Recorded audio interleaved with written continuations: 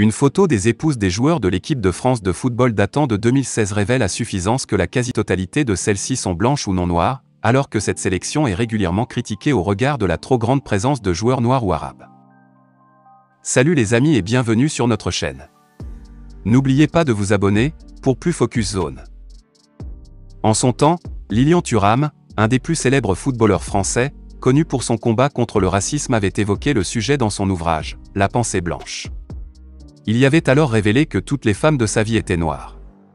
Et un de ses coéquipiers de lui demander, mais t'es raciste? Comme si un homme noir, et plus spécifiquement celui qui gagne beaucoup d'argent, devrait naturellement et obligatoirement choisir une compagne blanche pour parfaire son statut de star planétaire.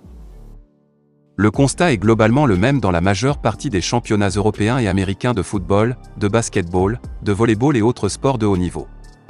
Mais également dans le monde du showbiz, des affaires, de la politique, en Afrique précisément pour ce dernier cas de figure.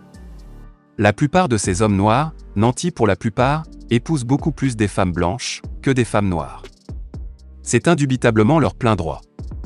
Et nul n'est habilité à porter un jugement sur leur choix de vie. Comme le dit si bien une célèbre chanson, entre l'écorce et l'arbre, ne mets pas ton doigt. Mais il y a fondamentalement de quoi se poser des questions. 3 particulièrement taraudent certains esprits, est-ce par amour? Par opportunisme? Ou purement et simplement un rejet de la femme noire? Sans fioriture et sans état d'âme à caractère raciste, il y a des hommes noirs qui aiment vraiment des femmes blanches. Non pas parce qu'elles sont blanches, mais parce que le cœur a ses raisons que la raison ignore royalement.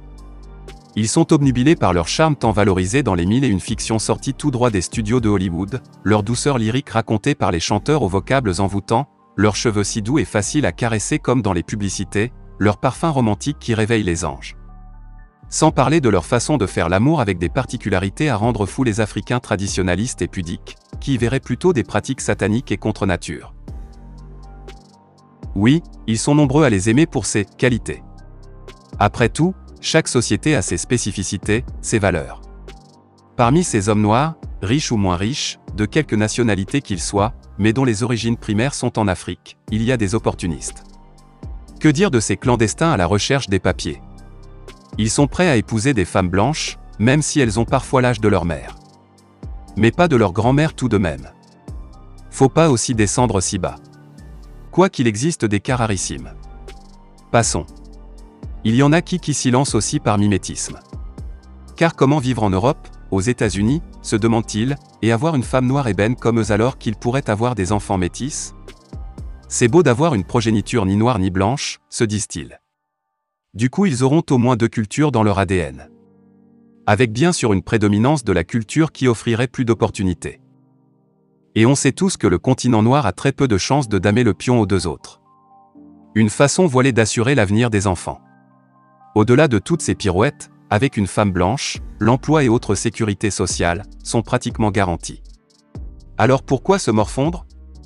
Surtout que dans le dos de l'épouse légitime, capricieuse et accusée parfois d'être possessive et envahissante, il y a très souvent une tête noire aux cheveux parfois crépus qui attend quelque part son petit câlin, à la sortie du boulot, et avant l'heure du repas du soir en famille, SVP. Et c'est un impératif pour celui-là. Tant pis pour l'afterwork tant prisé. Comme en Afrique. Cela peut paraître choquant, et pourtant c'est une réalité. Dure.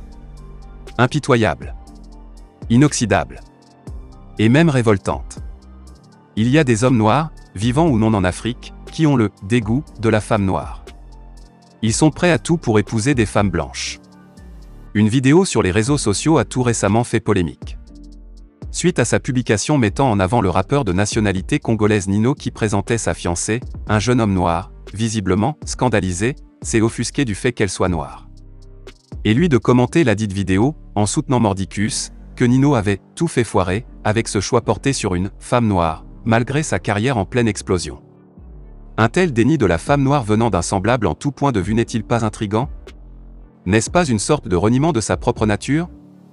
Le plus rocambolesque c'est qu'ils sont nombreux, ces hommes noirs de peau, et parfois d'esprit, à penser que la femme noire n'est pas une bonne compagne. Lorsqu'on parcourt certains sites spécialisés dans les relations intimes, on peut lire des témoignages du genre « Mon cousin qui devait avoir la vingtaine à l'époque m'a dit un jour qu'il ne pourrait jamais faire sa vie avec une noire. Il préfère les blanches. » Et la raison de ce rejet se trouve dans cette déclaration d'un Africain, tu as vu le modèle de noir que j'ai chez moi? Je ne veux pas de femme comme mes deux folles de sœurs. Un autre témoignage dit, j'ai 4 frères noirs, seuls 2 sont déjà sortis avec une femme noire. Aujourd'hui, ils sont tous en couple avec des femmes blanches. Elle n'est pas belle la vie? En attendant des études précises et suffisamment révélatrices d'un éventuel rejet de la femme noire par les hommes noirs, il est évident que certains stéréotypes concourent à cet état de fait. Elles sont dépeintes comme agressives, ayant un caractère sauvage, alors que les femmes blanches sont associées à des croyances positives comme douces, intelligentes, raffinées, faciles à vivre, et surtout romantiques.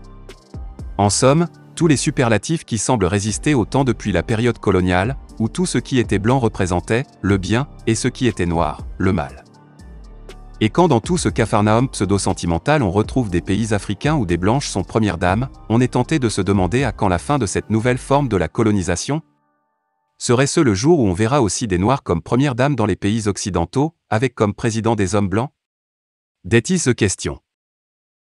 Rassurez-vous, ce n'est point du racisme, encore moins un appel à la haine raciale. Juste un constat. L'erreur est humaine. Je suis un humain. Fin de la vidéo, merci pour votre attention.